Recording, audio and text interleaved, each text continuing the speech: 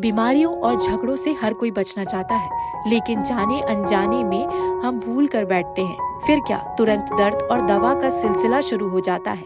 Kidney fail होने जैसी बीमारी आजकल बहुत आम हो गई है। लोगों को कोई परेशानी ना हो, इसलिए कुछ डॉक्टर्स मरीजों के लिए खास मुहिम चला रहे हैं। इस लिस्ट में संतोष अस्पताल में senior professor and head of neurology department के डॉक्टर कालरा का नाम भी शामिल है।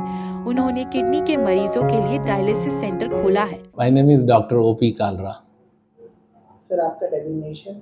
I am working as professor and head of department of nephrology at Santosh Medical College and Hospital, Santosh University, Ghaziabad. Until a few years ago, the number of dialysis centers were very few in the country.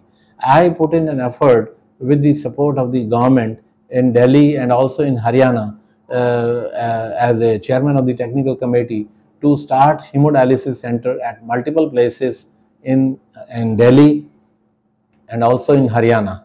At the Health Science University, Rohtak, also we started hemodialysis center in U1 in addition to one which was already there.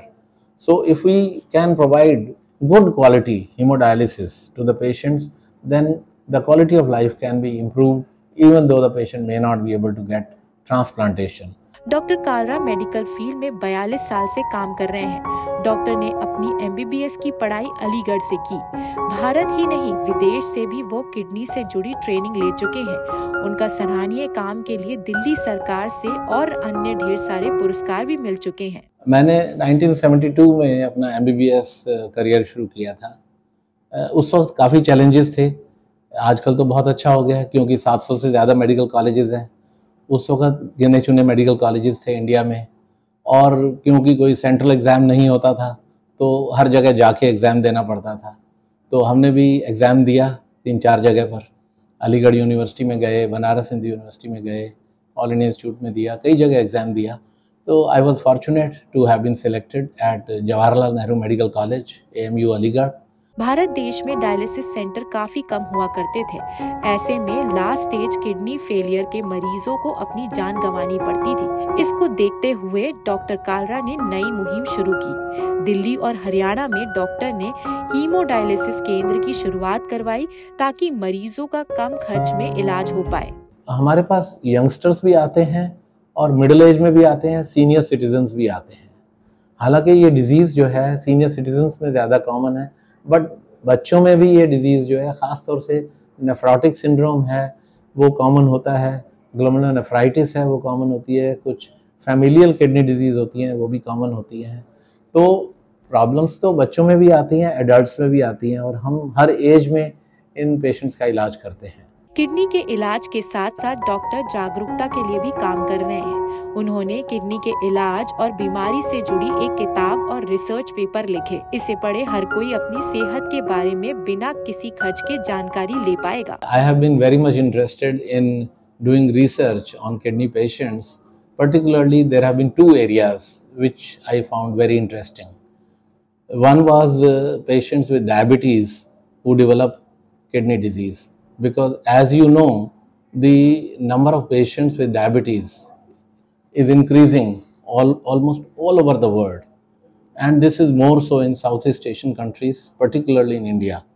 We are unfortunate to say that India is actually becoming the diabetes capital of the world.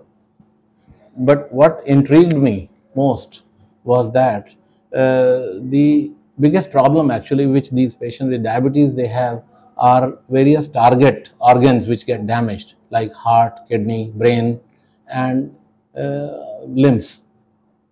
Kidney is the one area which intrigued me, but then everybody who has diabetes does not develop kidney disease. Say out of 100 patients, 30 odd cases or 40 cases may develop kidney disease. But why it is that some patients who are otherwise having good control, even then they develop some kidney disease, while majority of the time it happens that those who have poor control of diabetes, they develop kidney disease. So what determines that some patients develop kidney disease while others do not develop kidney disease? Therefore, at University College of Medical Sciences, my team in medicine department and biochemistry department did lot of studies on genetic factors सेहत को सही बनाए रखने के लिए doctor Kalra ने सबसे जरूरी बताया खान पान। आप जो भी खा रहे हैं पहले सेहत पर पड़ने वाले उसे प्रभाव को जानें। साथ ही किसी भी तरह की परेशानी होने पर डॉक्टर के पास जरूर जाएं। We have to advise the people to take only those vegetables, pulses, other food materials which are not having any exposure to such pesticides. तो ये था डॉक्टर कालरा का सफरनामा, जो किडनी मरीजों के सुपर हीरो हैं। उनके डायलिसिस सेंटर मरीजों की जिंदगी बचाने में बहुत मदद करते हैं। गाजियाबाद से विशाल झा की रिपोर्ट।